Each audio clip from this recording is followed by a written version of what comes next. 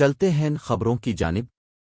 اوکاڑا سے ہمارے نمائندے طارق وحید بلوچ کے مطابق جماعت اسلامی پاکستان کے مرکزی نائب امیر لیاقت بلوچ کا کہنا ہے کہ عمران خان نے قوم سے وعدے تو کیے لیکن وفا نہیں کیے۔ عمران خان کے دعووں کی طرح اس کی حکومت بھی ناکام رہی۔ عمران خان کے اپنے ممبران ہی ان کے قابو میں نہیں ہیں۔ ان خیالات کا اظہار انہوں نے اوکاڑا میں سابق ضلعی امیر جماعت اسلامی محمد رضوان کی صاحبزادی کی شادی کی تقریب میں شرکت کے موقع پر میڈیا سے غیر رسمی گفتگو کرتے ہوئے کیا۔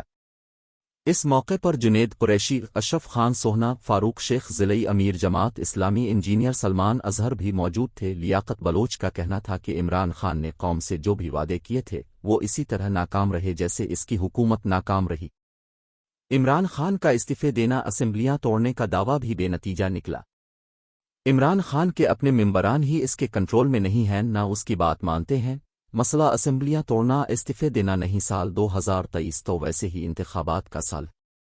لیاقت بلوچ کا کہنا تھا کہ آئندہ الیکشن میں دھاندلی بدامنی روکنا اور اسٹیبلشمنٹ کو بے دخل کرنا اصل بات ہے، جس کے لیے قومی حکومت ڈائلاگ کرے۔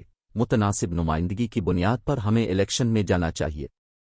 لیاقت بلوچ کا کہنا تھا کہ حالیہ اقتدار میں آنے والی حکومت بھان متی کا کنبہ ہے، یہ تمام سیاسی پرندے وقت آنے پر اڑان بھر جائیں گے۔ اب تک کے لیے اتنا ہی۔ مزید خبروں کے لیے ہمارے چینل کو فالو کریں۔ شکریہ۔